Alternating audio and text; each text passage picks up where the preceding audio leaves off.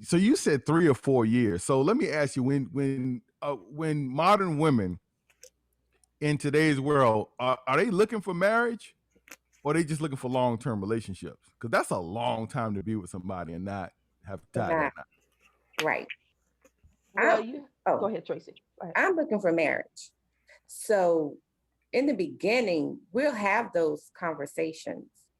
The preliminary cordial conversations. And then I think down the line, as we progress, we do have those conversations about the finances, about spirituality, and all of those other core things. I think it's like Steffi said, it's very important to communicate. But as far as being with someone for 3 to 4 years and not be married, then that is something that I'm just not willing. I'm not willing to compromise my life for that.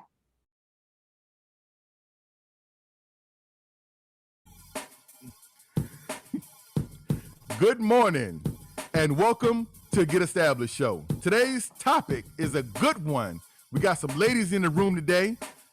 So the topic is, are modern women more rebellious or submissive? And if so, why? With that being said, I'm going to turn it over to my man D Jones. Take it away, brother. Good morning, good morning, good morning. You have joined the Get Established Show, where we take a topic and give you different opinions on it. Today we have Chris Jones, my brother from the same mother. We have Garrett Big Williams on the board. On the wheels of steel. There's no wheels. Raymond, get your shine on. You know what it is.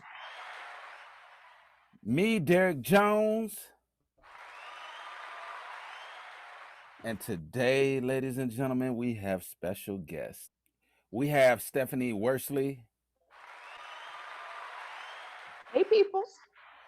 And we have Tracy Lee. Good morning, ladies. Good morning. Good morning. Good morning. Yes, good morning. It's a great topic today. Today's topic, are modern women more rebellious and submissive? And why? Now, that's a good question. And we are going to find out today on the show. I'm going to pass it to my good friend, Raymond Shine. All right.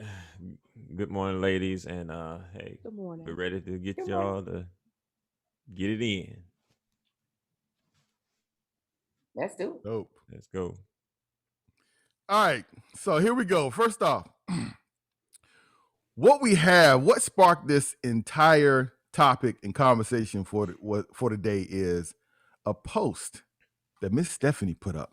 It was a meme, and she's waving. Hey, Steph. Let me get up on the screen here.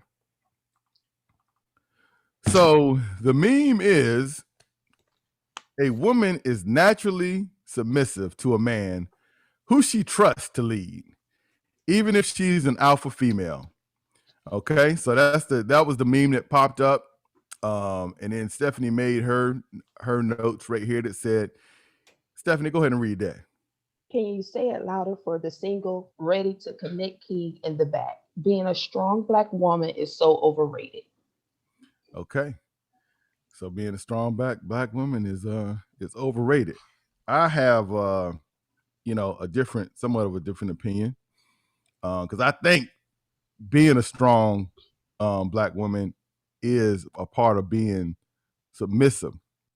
So let me ask you this. So why would a woman be with someone that she doesn't trust? That's the same thing as saying, why do women stay with men they don't trust? You love them. You want to believe that they will be able to lead and take care of a family and take care of you as well. But sometimes it doesn't work out that way, but you still have that hope. So you will still go on with the relationship. But don't you think that is it's a little out of order? Because if you're going out, if you're dating or in a relationship with a man, if you can't trust him, why are you there? There's other options. Yes, it is other options, but sometimes the options aren't even greater than that. I mean, sometimes it's better to be with the devil that you do know instead of Woo! going out and trying to get with the devil that you don't know. And you don't want to look into the future and say, okay, well, I'm going to marry this guy. It's not going to work out, or he's not going to be able to, be a good husband, a good leader, and things like that. You know what I'm saying? So you want to be optimistic, especially if you love that person. I mean, we do things or fall in love with people that we shouldn't all the time. As far as the post is concerned, is that submissive is not a weak woman. Submissive is a very powerful woman, but being an alpha male, sometimes the alpha female, we do it all.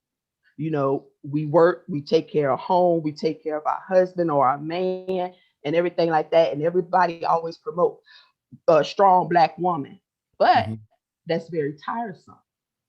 And sometimes if we're in a relationship and say that it started off great, and all of a sudden it switches and we become the dominant one as far as taking care of the home, paying bills and doing all of that,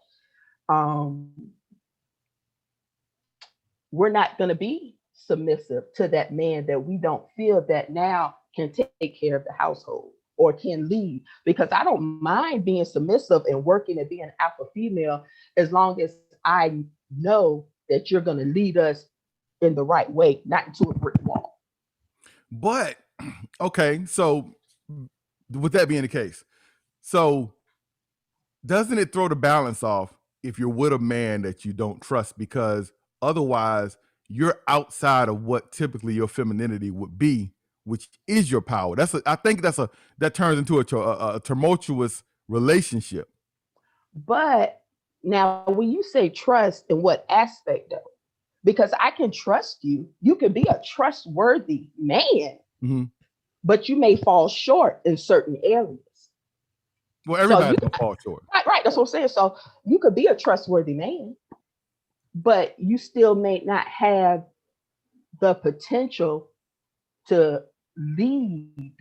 That doesn't mean that I have to belittle you. See, that's I think where you get. It doesn't mean I have to belittle you or make you feel a certain kind of way. I'm just gonna know you might not be able to lead me or lead the household, but that doesn't mean I have to take away your manhood or make. I mean, now I agree with that. So Tracy, what do you think on the topic?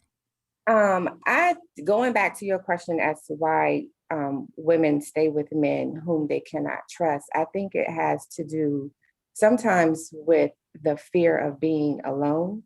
They don't want to be alone. So they put up with the situation that they know is not benefiting them, just for the sake of saying, I have someone.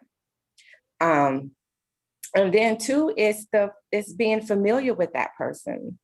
Something could happen along the way that causes you to stop trusting that person. And again, it comes back to being alone and then being familiar with that person. I'd rather stay with him because I know him in certain ways. I know what works for us. Even though that trust isn't there, I still know what works for us. So I'd rather stay with him than start all over again. But doesn't that compromise your happiness? It does compromise your happiness. And sometimes, but here's the thing though.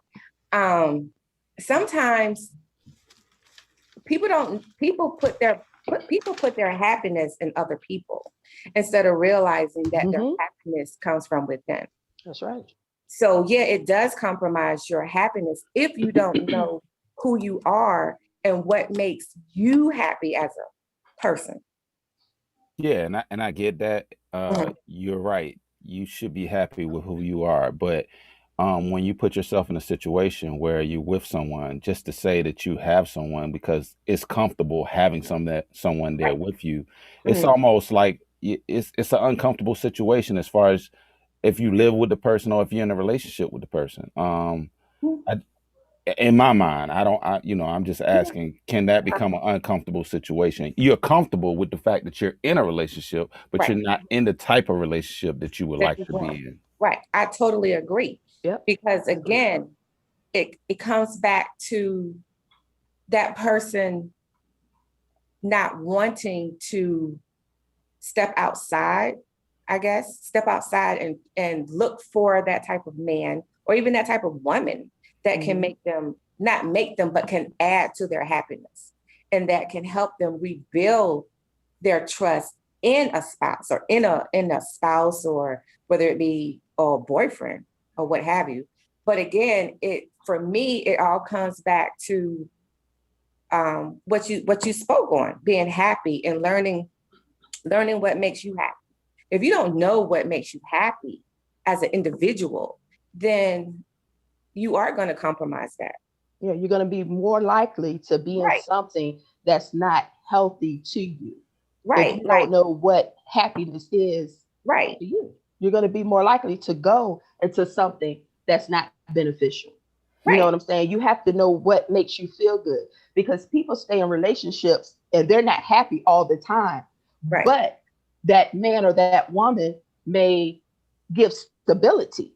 You know, they rather be in the house, have the cars, and do all of this stuff and look good on the outside world, instead of being by themselves, maybe having one car, living in an apartment, but they're happy. You know what I'm saying? So they give up a lot of things for the appearance of being happy. But once you find that happiness, you don't care. You'll be in a better position to make better choices. Right. And they're only happy to a certain extent. Yes. You know, they're happy with the material things, but they're not happy inside. Like if you were that relationship is not going to work. Right. Eventually it's going to go away. Right. Stephanie, let me go back. Hold up, baby, real quick. Let me go back to a comment you made about the man not being a good leader. We all know when you first meet somebody that you meet their representative. And, you know, we have a habit of having that initial conversation, talking about what we like and what we don't like in a relationship, giving people, whether it's a man or a woman, I call it ammunition. So, you know, their representative can be on point. But once that representative steps to the side and you actually meet the individual, however long it takes, you start seeing these traits. So when you see these traits, what makes you move forward instead of saying, hold up, red flag, I don't know if this situation is going to work for me? Because by then you have invested time into that person. So I think it is fair to have those conversations. You know, okay, babe, you know, we've been together, you know, you say you know how to lead, but I don't feel that, you know, this is the way that we should go or what's going on. You don't have to discount them because you done already probably put in 2, 3, 4 years into this person. You see what I'm saying? So if you start seeing things that, you know, when y'all were in the representative and he had on the business suit and he came in and with the blueprint of, hey, this is what I like by this, I want to have 6 figures, and you're like, okay, yeah, this the man. And then maybe 3 years down the line, you see something's not going right. You have feelings for that person. So that's where the communication comes in. Now, if you keep on communicating, and then you see that, hey, that nothing's changing, we're not going in the path that you said when you had on your business suit with the blueprint that it's going, then that's when you need to make your decision. But I always feel like it's fair, especially when you're in a relationship, to have communication. You know what I'm saying? And then see where it goes. Don't just discount a person, because many things happen. You know, you want that perfect life, or you want that man or that wife to be X, Y, Z, but it doesn't always go that way. But at least give an opportunity for that person to change. So I got, and this is not necessarily a question on my list of questions, but so you said 3 or 4 years. So let me ask you, when modern women in today's world, are they looking for marriage, or are they just looking for long-term relationships? Because that's a long time to be with somebody and not have to tie that knot. Right. Well, I'm, you go oh, ahead, Tracy. Go ahead. I'm looking for marriage. So in the beginning, we'll have those conversations. The preliminary cordial conversations. And then I think down the line, as we progress, we do have those conversations about the finances, about spirituality, and all of those other core things. I think it's like Steffi said, it's very important to communicate. But as far as being with someone for 3 to 4 years and not be married, then that is something that I'm just not willing. I'm not willing to compromise my life for that. So what's a reasonable timetable should a woman expect to a man to move up and make that proposal? Okay, well, let me just say, modern women at what age though? At what age? Because see, I'm Right. 46, so and you look great, girl. You look great. You ran that 46 good. But listen, so my outlook is different because I'm at that age where, okay, God forbid, I probably got 4 more summers to go. I'll be 80 or whatever. So, I don't have 3 or 4 years to invest in something because my time is moving up. Now, when you say modern, do you mean the modern 20, 30-year-olds or the modern 40s on up? Because our outlook is different. Now, if I was a modern woman now in my 20s, 30s with the social media, I'm trying to get that man. I don't think marriage might not be the thing. I want the Lamborghini and the house with the money and all that stuff. So what age range do you mean? Well, because I don't have 3 or 4 years. Well, you do. Hopefully you still gonna be around, I'm talking about to be waiting in a relationship, because if I waste 5 years into a relationship, okay, I'm 51 years old. That's saying that body-wise I'm gonna be, but mentally, no, I don't have that. I don't have that all that. Right. I don't have that. I don't have that. By now, 46, 47, you should have already been through all the ups and downs, finding yourself. You still want to grow as a woman, as a man, right? But you should already have what you looking for, what you want when you're in this stage of your life. You know what I'm saying? Mm-hmm. But in the 20s, 30s, I think people are more focused on getting the bag and not looking at family in this day and age. Well, that could go to a point of, were you positioned properly during that time? I mean, is that what you were thinking about in the early years, in your 20s? Because the 20s is that period where you start seeing a lot of your friends start getting married, at least when we were coming through. Right. In the 20s, and then at the beginning of those 30s. But what do you see different now in how you are as a woman versus how you were back then? Were you more submissive during that period, or were you more, I got it, I'm good? Big, you know me. So I want to let Tracy answer that. Okay, you said you're gonna let me do it. But the audience don't know you, Steph. We're gonna let Tracy go first. I think like for me in my 20s and 30s, I was more submissive because I didn't have a clear understanding as to who I was as a person and as a woman. And so I think that I allowed the man to lead me. Mm-hmm. Not in an abusive way, but just to make the decisions just to make the final decision or any decision, basically. Again, because I was still learning myself. I was still discovering who I was as a woman. Now, at the age that I am, no, you can't lead me if what you're saying isn't beneficial for the both of us. You know what I'm saying? So, but if we're talking about marriage and the Right. structure of marriage is a husband, a wife, in the heterosexual, that's what we're talking about here. Yeah. The man's supposed to lead, right? The man is supposed to lead, and this is how I live my life. According to the word, the man is supposed to lead. The woman is supposed to be submissive to the husband. And I get that and I understand that. But if we're courting, that is your time to show me that you can lead our family into something that's going to benefit us in the long run. If you can't show me that you can lead us spiritually, financially, emotionally, and physically, then there is no way that I would be able to marry you. And that's in the courting stage. In the courting stage, to me, it's you and I, right? We have that understanding that our goal is for me to change my last name. That is our goal. And to me, you have to show me that you can do that. You have to show me that you can lead our family into something beneficial. If you can't show me that, then why would I even consider marrying you?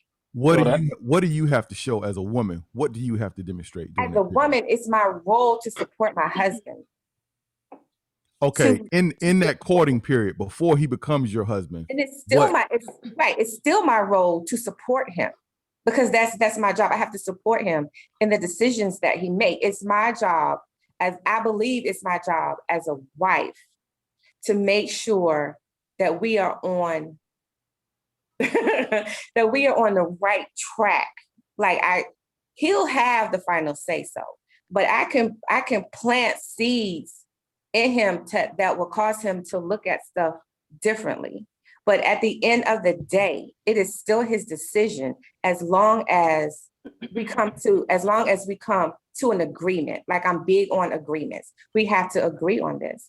And even in that role, I do understand that sometimes, even if we don't agree, I have to step back and trust him that, okay, he has prayed about this. This is what has been shown him. And I'm just gonna trust him. But if I see that it's not working out for the family, then I'm gonna be like, okay, babe, let's look at this a different way. Is there another way that we can do this in order to accomplish whatever it is that we're trying to accomplish as a unit? So basically, you feel kind of running the show, because that's still not necessarily a submissive behavior. Would you agree? Sorry? That's still not necessarily submissive behavior. It is submissive because I'm allowing him to lead. But you're still telling him it needs to go this way. No. I'm not telling him. I'm showing him. So let me just say this. During the audition, because that's what it is, you're auditioning. The man is I'm saying the man is auditioning for you. You're auditioning for him. I'm saying in that dating situation, is there a reasonable time where you say, you know what, we need to have a conversation and we probably need to let this go, cut our losses and let this go, because you don't want to get a year, 2 years, 3 years down the road and find out that so when you start seeing these things, how would you approach the situation?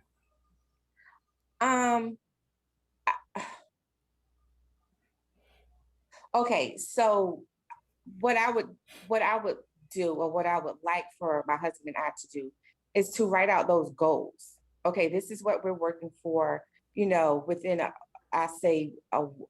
month or whatever. We'll come back together and we'll look at the goals that we have written, and we'll check those goals off.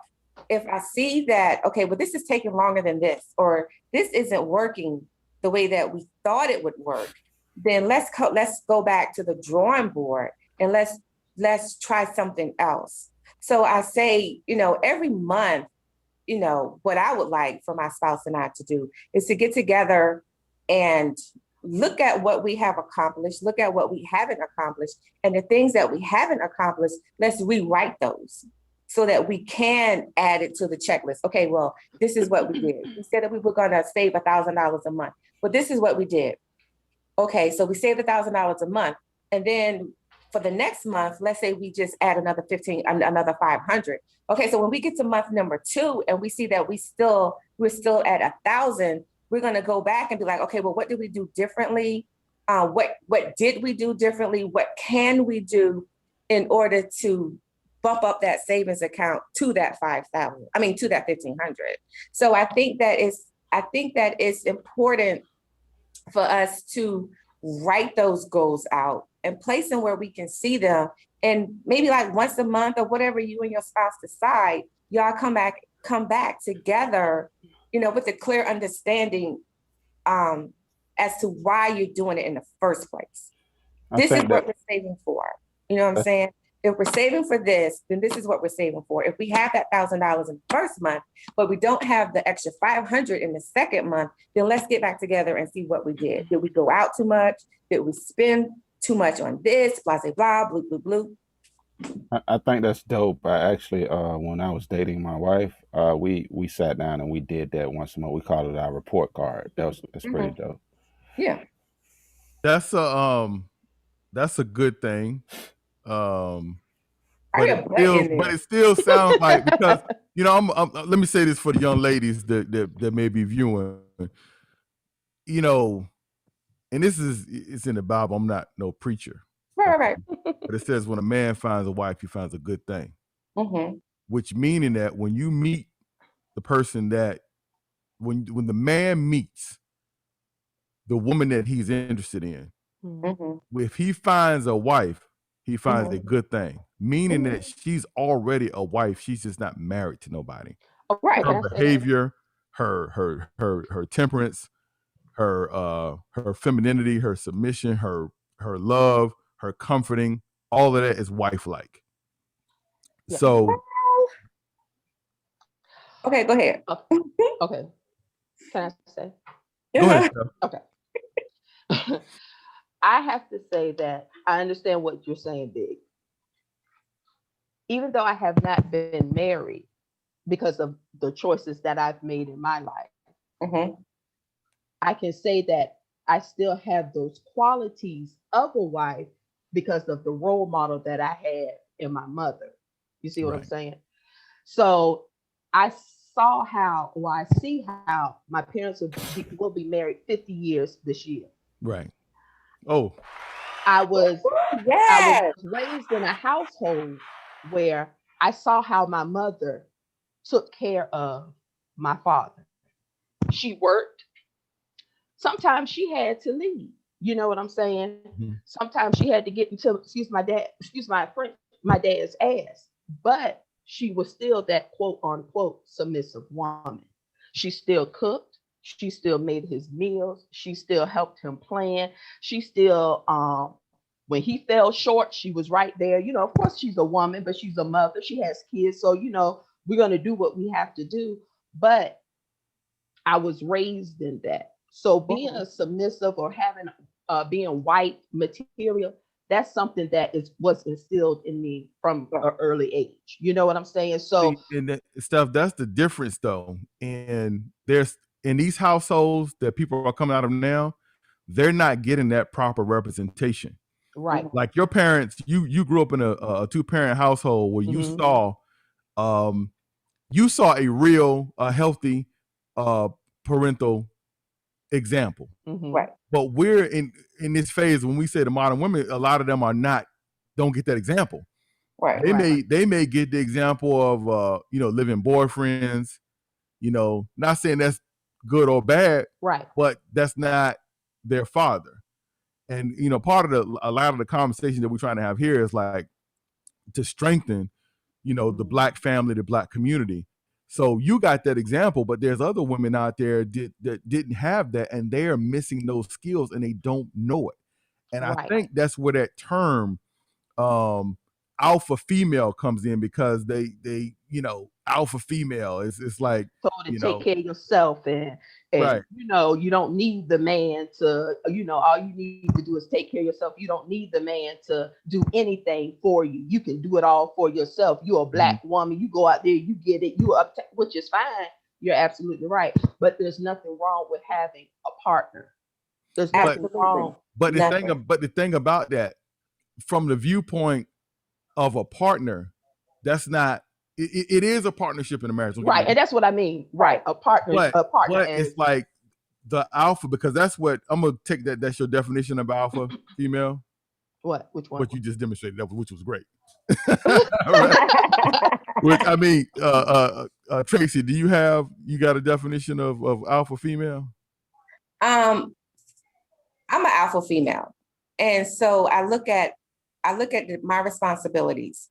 Like Steffi said, I am the breadwinner. I take care of everything. Everything falls on my shoulders. So yeah, what Steffi said, like, that's an alpha female. Okay, because what I did when I was looking up stuff, I tried to find a definition of alpha female. So this is something that I think even Webster doesn't have in their dictionary. This is some stuff that I think Girl Power has made up. So let's see. This is what I found. Didn't find it in Webster's. Didn't find it in any dictionary. But this is something where people also ask. So the definition that I found on the internet, on Google, not from any dictionary whatsoever, is what does an alpha female mean? Here's the real definition of an alpha female. Based on the latest research, alpha female, a woman who's embraced her leadership ambitions. She's talented, highly motivated, and self-confident. Self-identity as an alpha female, which is this word again that has no definition, have a confidence that is contagious, which leads others to respect her as an equal.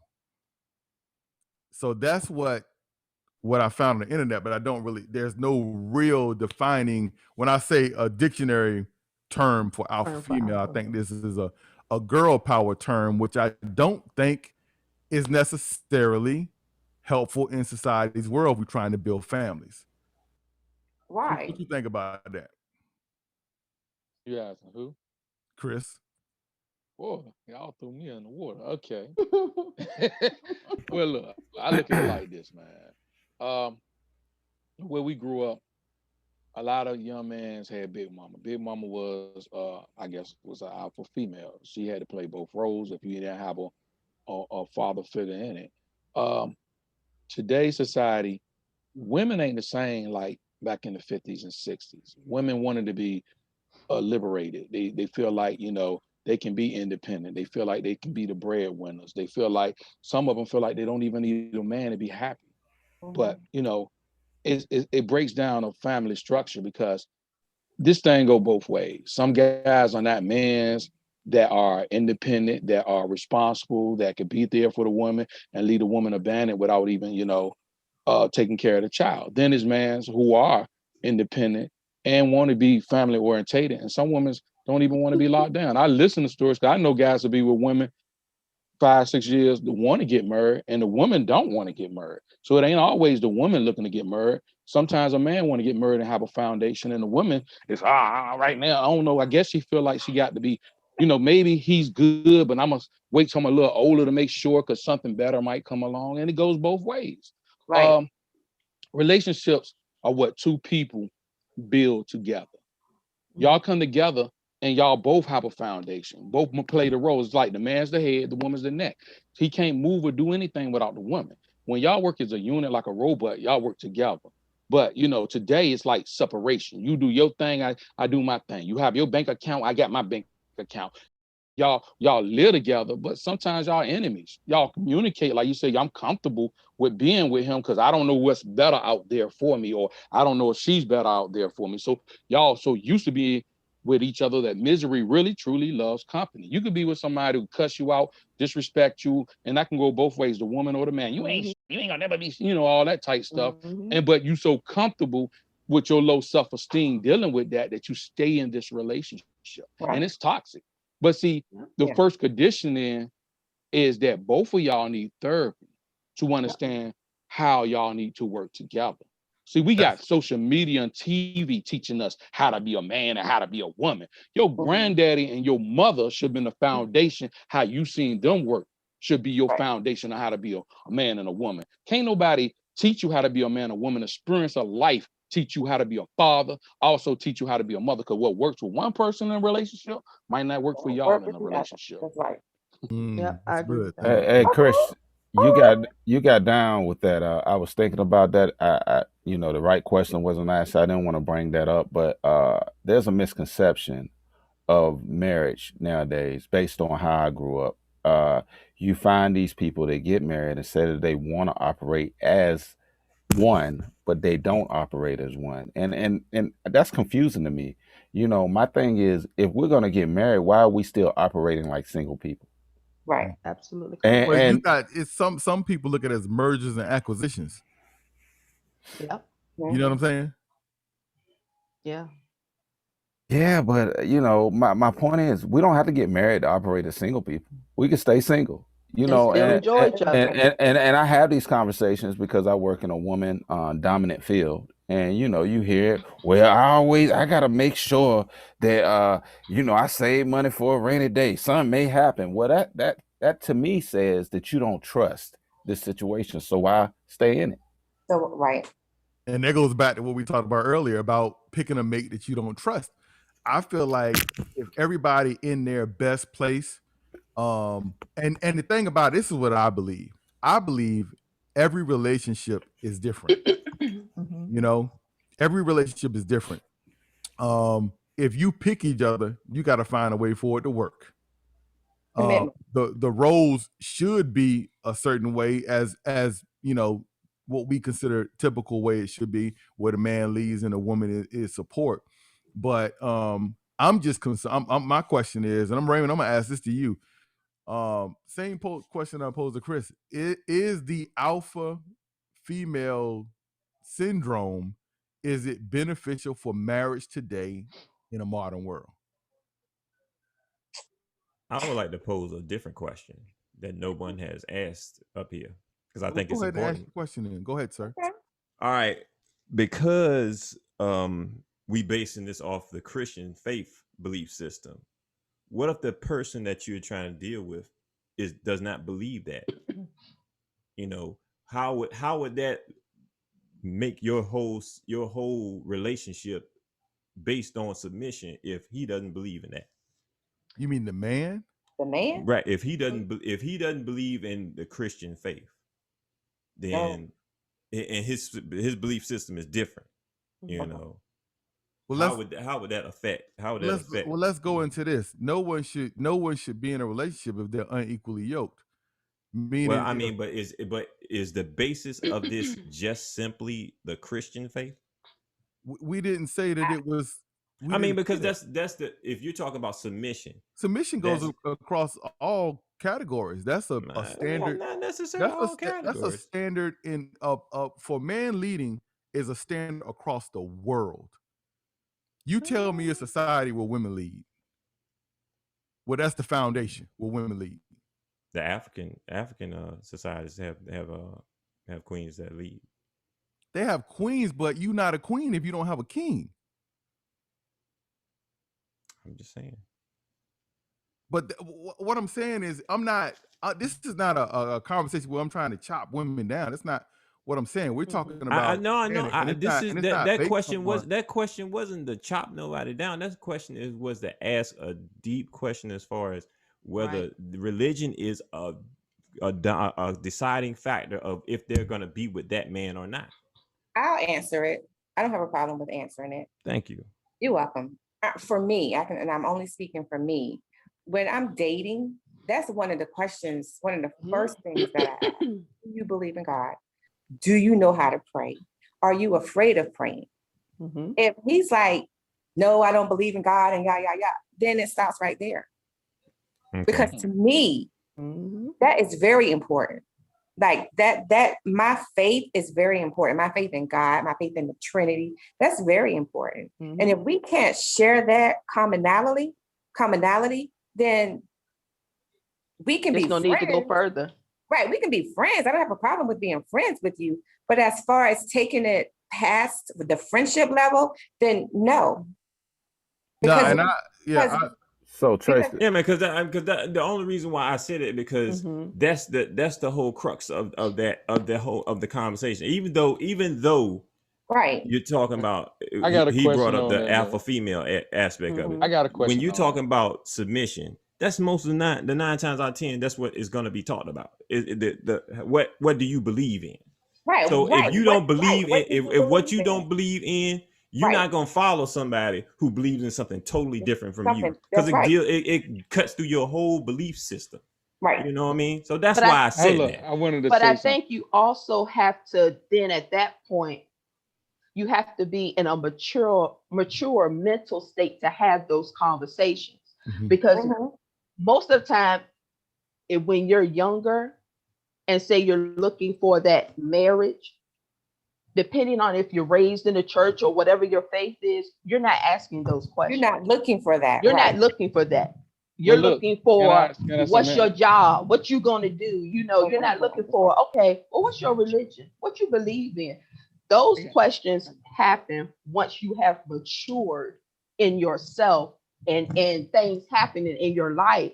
Then you will be mature enough to ask those type of questions. But when you're in your 30s, if you're not raised in some type of religion, you're not asking those questions. You want to know, well, what's your goal? How much money you think you're going to be making when you 20, 30? There you go. That's what I want to Go know. ahead. We're gonna have to feel it. revisit that because You know, to me that's so I can't believe do you believe in, no, I want to know what you driving? That's their mentality now. Chris, go ahead. Say this because see, I mean, I heard this and I know, all us grew up in religion and different stuff like that. That's fine and dandy. But if you was in, it depends on what culture you in. Some people don't even, in different cultures, they don't even have a choice who they marry. A woman is groomed to be submissive. That's why I say the Bible or religion ain't got nothing to do with it. Some cultures don't even have Christianity or nothing. So it's where you at. You could be in another whole different country and you was raised to be submissive to your husband. You see what I'm saying? You didn't even have a choice. You didn't even look what I'm saying. You didn't even have a choice to pick your spouse. Your spouse will pick when you were born a little girl already, and you just growing up waiting, and your mama teaching you how to be this woman for this man. So it's like we get into all this stuff that how it's supposed to be, but through nature, I look at nature. Nature tells me everything. I look at how animals react. I look at how the male goes out and protect and the woman take the cut. I look at all that because nature is the more harmony with everything than what we think. We always been educated and taught how to do stuff, but I always peep nature and how animals react and how the woman animal do this or how this woman do the animal do that and how the male do stuff. They harmony is done by nature. You ain't got to explain or ain't nobody got to show them. They already know. The only one got to be explained and taught is us because we like illiterate to everything until somebody teaches us. I agree with that. That's a great point. Go ahead, Derek. So I just want to revisit this one more time, and I want to ask Tracy, and then we can move forward. You were saying that you have that conversation about religion in the initial conversation, and if they're not aligned with you, then it's all bets are off. I just want to, it's not more or less a question; it's just a statement. I know a couple. One is a Christian and one is a Jehovah's Witness, and they've been together over 60 years. They come from two different backgrounds as far as religion, but they were able to make it work. So you're saying if you met a Muslim, and it's not that they don't believe in God, it's just the way they get there is totally different. That all bets will be off as far as you. That's a good question. That's a good question. Yeah, because even though they believe in God and it's we all come, he and I come to that. He and I meet in the middle where he worship Allah and I worship God, but it's still God, right? Okay. But we still have different practices. You know what I mean? Like we still have different practices, and I understand that difference. I understand that the differences can make the relationship, I guess, stronger because I can learn from him and he can learn from me. but it's still with me, and I'm only speaking for me. It's something about us being able to go to church and worship together. Mm-hmm. You get what I'm saying? So let me say this with the couple that Okay. I know, one's a Christian and one's a Jehovah's Witness. Mhm. They do support each other's religion. Okay. Even though that they have this belief that they grew up with, Mhm. if she asked him to go to church, or he asked her to go to what is it called? I can't remember the Moscow, I don't know. no, I can't remember the term. No. They both support each the hall. That's right, the hall. They both support each other. It's just that these are the beliefs that were instilled in them as they were brought up. Mhm. So yeah, I get it. Like, but they are able to make it work, because one of the things that she said, and this was so powerful, I said, you know, that's different. He has a different religion, and y'all aren't the same. She said, what individual is the same? I'm a man and he's a woman. We operate differently in some capacity anyway. So who am I not to support my husband in his journey? He supports me in his journey. We don't have to see eye to eye on everything. She said that is the problem in modern day relationship. Young people get so consumed with, we got to be on the same page in every aspect of our relationship. And it's not. I appreciate the differences that we have and I embrace them, but that doesn't mean I can't support them. And I thought that was powerful. That is powerful. Yeah. But at the same time, and again, for me, we are going to have differences, you know, because like she said, we are different. No one is the same. But I don't want one of those differences to be the way that we worship, to be the God in whom we serve. I don't want that to be one of my differences. Understood. Like that's gonna have to be something that we share. We can be different on everything else, but when we come home as a family, I want God, the Trinity, to be the one thing that we can stand on as a family. Gotcha. And that goes back to the unequally yoked situation. Derek, your couple you talking about, they're exceptional. They're in a different stratosphere to be able to operate in that capacity. But that's what works for them. Right. And that's what I was saying earlier about every couple has their own guidelines. You're out of line to tell somebody that this is the way their relationship is supposed to work, because it's their relationship. Oh, absolutely. But for the higher benefit, people that are equally yoked, meaning that if you atheist, you with an atheist. And I'm just talking about religion at this point. Christians do Christians, Jehovah's Witness, Jehovah's Witness. You have a higher probability to succeed in a situation like that versus you guys doing two separate things. Everybody can't operate that way. And we all got these deal breakers.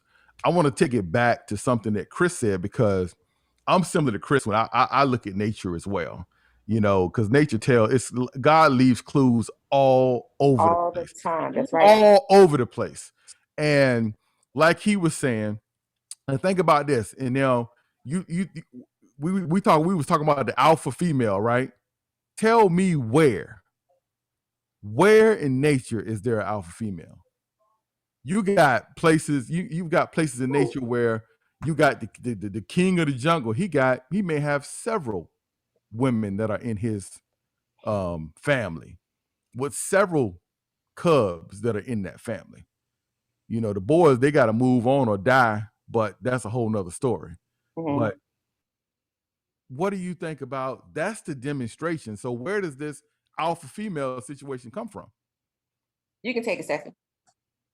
Say again? But I think it's just a term that came over, excuse me.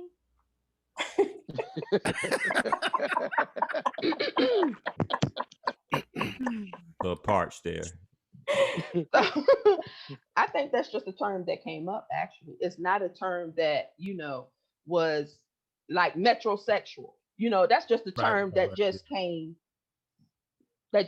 up, So, but for the alpha female, I mean, no, it's not an alpha female in the jungle, but I think that there's some animals that female animals that still know how to bring the lion in, you know what I'm saying, and do what she got to do. You know, she may not be considered the alpha, but she's still the alpha when it comes to certain things. You know what I'm saying? So, but that's just just something to think about and bring it back in. But I thought that was very, very, very good point that Chris made, because as we look throughout society, I don't see anywhere where that women in the true society where they are the alphas or the leaders, or where and I'm not saying that this is not like a woman bashing. What I'm saying is, I think we are as a unit more successful when a woman is so powerful in her submissive state that a man, she can propel a man so far, so further, so far by being submissive and guiding him. That's why I like in chess. Now, I don't even really know I ain't even that good at chess. Chris don't know how to play chess. But am I wrong or right? Is the queen not the most powerful piece on the chessboard? Yes. Yes. Okay, so the chessboard of life, queens understand the power that you have to help, support, and guide your man so he can take your family to where y'all essentially want to go. You have the power, but it's not in the rah-rah. It's in the support and the mission. Go ahead, Tracy. I see you bubbling over there. Right. And we can do that. And that is the purpose of, the wife, to propel her husband to his greatness. But he has to be willing to allow her to do that. This is the thing, Tracy. Okay. No. Because it's not him allowing, it's her being in her role. It's natural. He's not gonna fight. He's not gonna fight support. He's not gonna fight submission. You know what he's gonna support? You know what he's gonna fight? When you bring a fight. Okay. That's when he's gonna fight. But if you come and you like, baby, such and such, blah, blah, blah. And one thing that's critical, we all need to learn our mates. We get lazy sometime in our relationships. Okay. We have to study our mates. We have to do that from the man's standpoint. We have to also do it from the woman's standpoint. But women, if you want your man to live in his greatness, you have to study him and know what he needs before he knows what he needs. And you deliver it in a way to where almost he thinks he thought of it. Okay. That's the power. I agree. In being the queen. Yeah, that's why my parents been married for 50 years. There you go. 50 years. So, 50 years. That's why. So what I'm gonna do at this point, we're gonna go into because there was the post that we made off of the meme. We didn't get we got into it. I told you how. Didn't I tell you, Tracy, how it breathes here a little bit? So I'm gonna show these.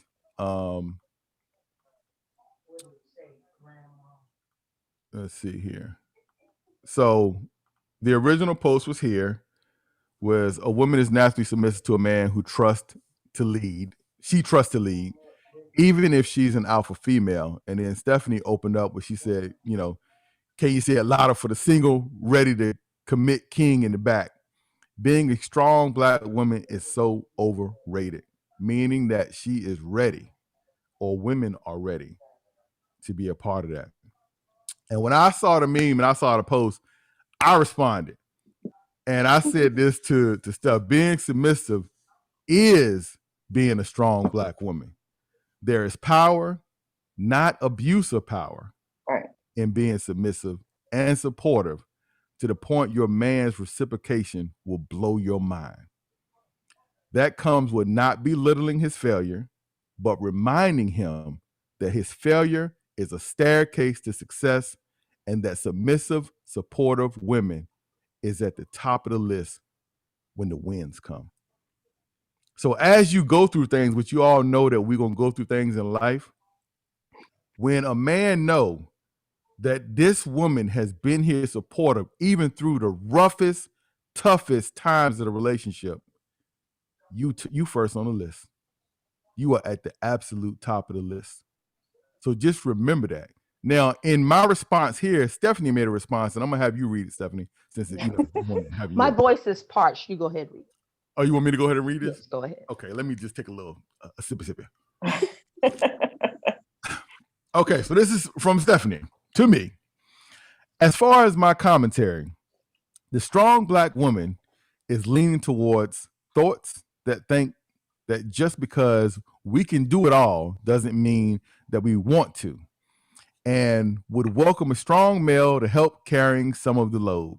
Not saying being submissive is weak. Now, as far as the man that can't lead the home is normally the one that has issues when the woman takes control because it messes with his manhood. She becomes the alpha female, there's that word again, towards him because in her mind, she's thinking, what are you contributing and what do I need you for? And then comes the disrespect and the belittling. So that's where, now this is, you see the conversation shift here, right? Because what I said, in his failures, you still got to be there. You still got to be the queen in his failures. How many though? How many? As many as it takes. If you chose to, I ain't got that many failures for you to do. I just can't. Well, we talking about marriage. We talking about marriage. Okay, well, marriage. We talking about marriage at this point. Okay. Till death do you part.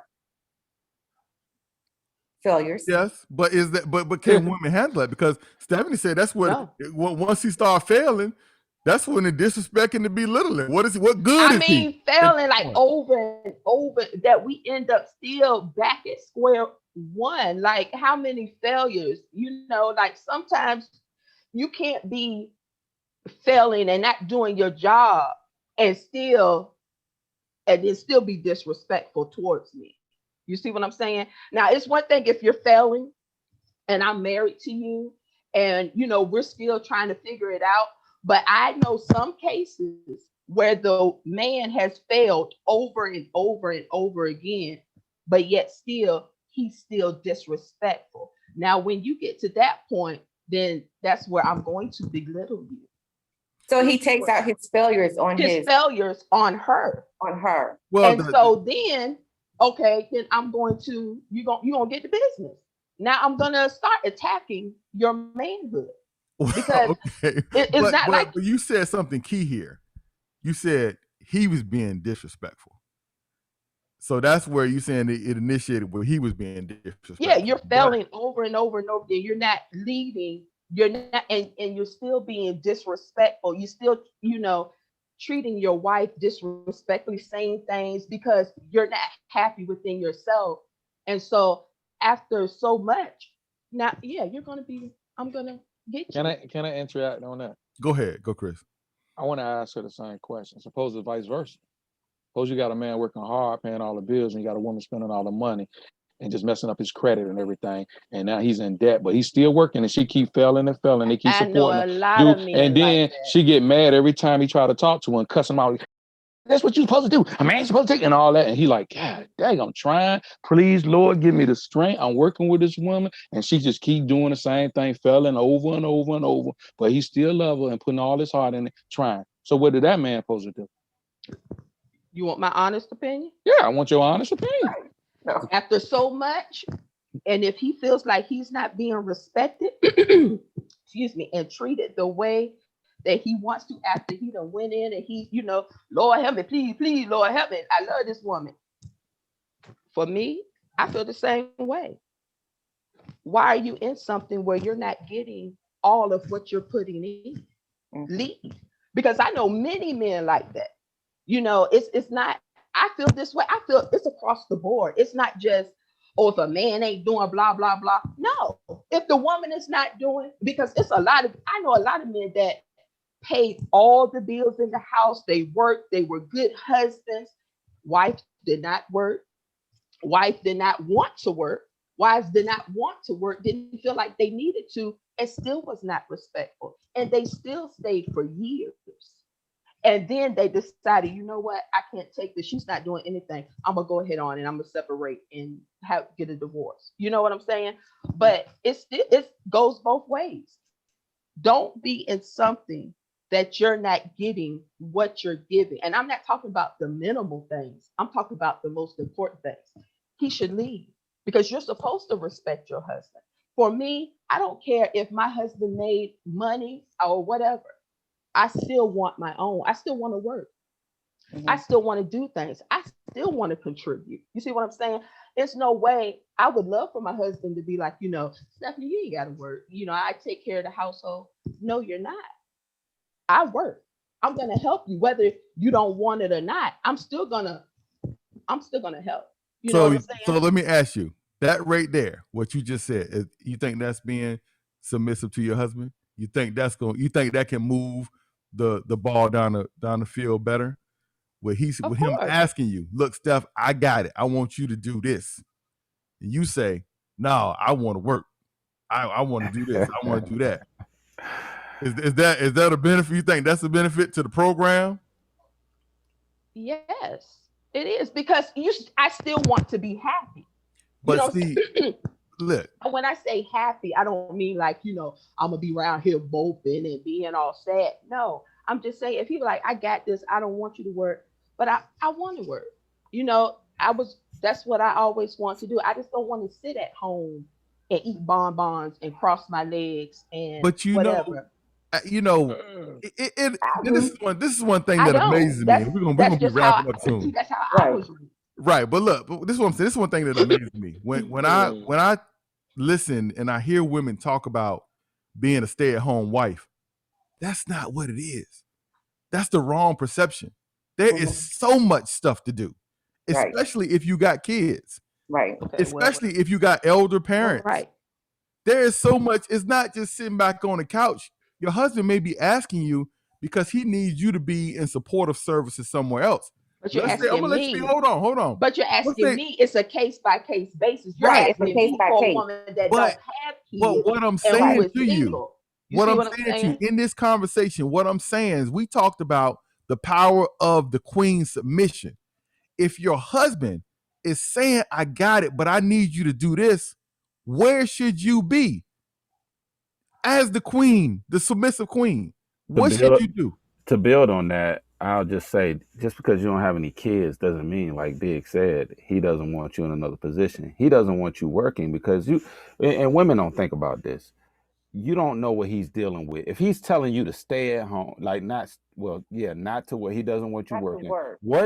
What is he dealing with out in these streets? What is he dealing with when he goes out every day in this world?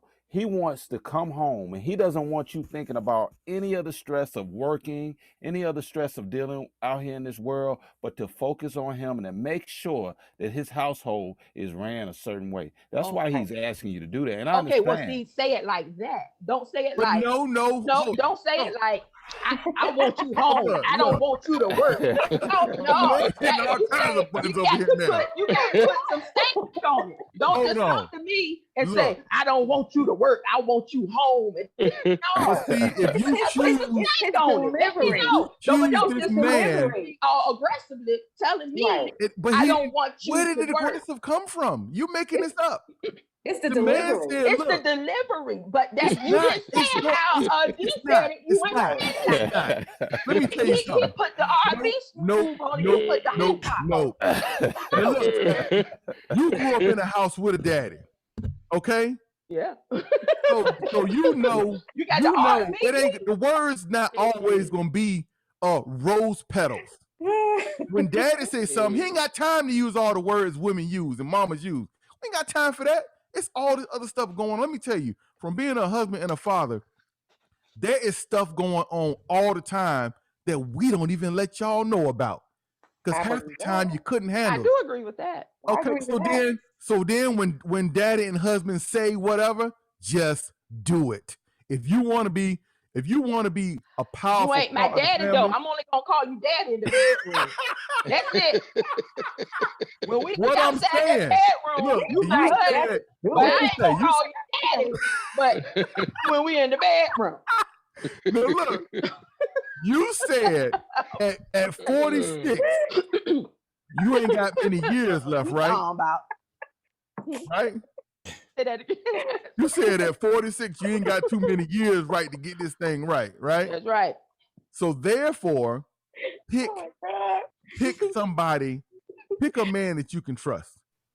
Pick a man that you're gonna be willing to get on his program, because that's how you go. And look, this is what you got to realize: the time and energy that you're willing to spend to go build somebody else's company or whatever. If your man is saying to you, I don't need you to work, I need you to help me here.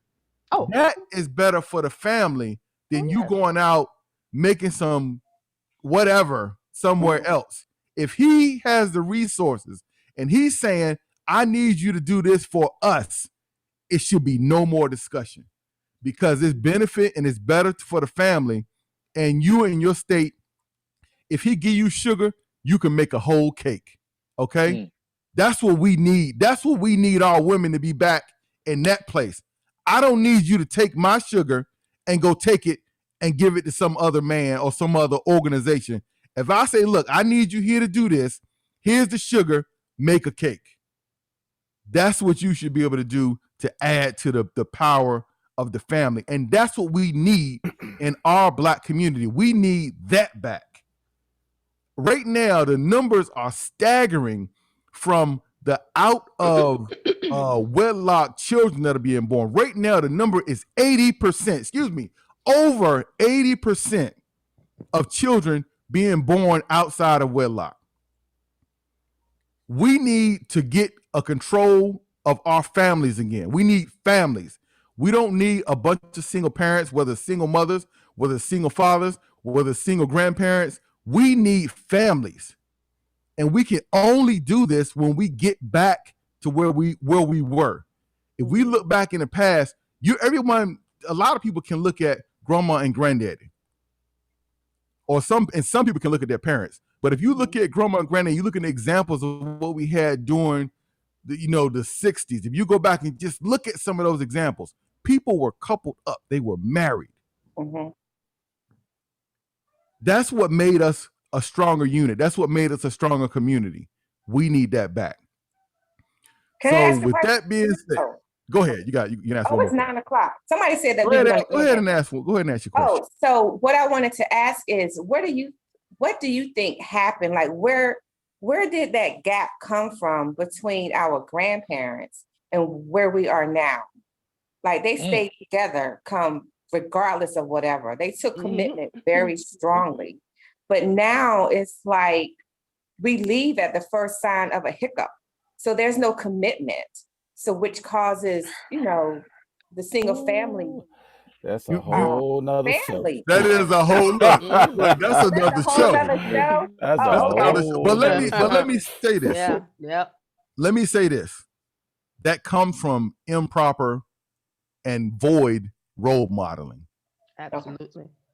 Because when you don't see what happens, right? What a big problem is in America, and I'm not blaming. I don't want to seem like I'm blaming the women, because there's blame on both parts here. But what happens is women today, and we had a show about this, they don't like mild-mannered, good, structured, solid men. They like chaos, especially when they're young. They like bad boys. Mm-hmm. But you know what? The bad boy ain't going to take care of you. Right. He going to hurt you over and over and over again. They just going to. But it's exciting. Down. Okay? So that's another show, and maybe we'll revisit it with y'all. I don't know. But that's another show. So what we're going to do, I'm going to turn it over to Derek to sum it up. Cool. We appreciate y'all ladies for coming on. This was a great discussion, a different aspect thrown at the four gentlemen on this show, especially when we started talking about this old made up word, alpha woman. Alpha woman, I prefer strong black women, can support their strong black men. But with that being said, thank you again. And I want y'all to realize one thing. If you stay ready, you don't have to get ready. Get established. Thanks for the invite. Thank you. This has been another episode of the Get Established Show. Today's topic was, are modern women more rebellious or more submissive, and why? Maybe after you viewed this show, you can get an answer for yourself. We want to thank Miss Tracy Lee and Stephanie Worsley for being on the show with us today. We appreciate you. Your value was greatly appreciated. Don't forget to like this channel, subscribe, and come back and see us week after week, because we'll be dropping one every week. So for that, I'll be saying with the Get Established crew, thank you so much for being with us, and y'all have a great day.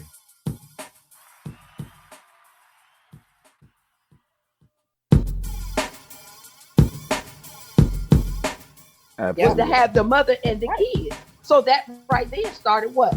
Separation. The breakdown. So single, the woman, quote unquote, the alpha female, because they done already started by taking the black men out the house. And don't forget, like TANF and welfare and WIC and all that stuff. With TANF, they have the women and the child in the house. But one of the stipulations is the man can't stay there. The man can't stay. The man cannot stay there. See, they had a whole plan with desegregation. They had a whole plan, and no one knew. They just thought it was about busing kids to these other schools. And I tell you something, one thing that people don't realize, even in the city of Portsmouth, when desegregation took place, and I was talking to one of the elders in Portsmouth about this, when desegregation took place and they bused kids from our community to these white schools, like Woodrow Wilson was a white school, what happened was, they had different textbooks in those schools, and they didn't integrate the textbooks from the black schools to the white schools. So we were already at a disadvantage. They don't even talk about that.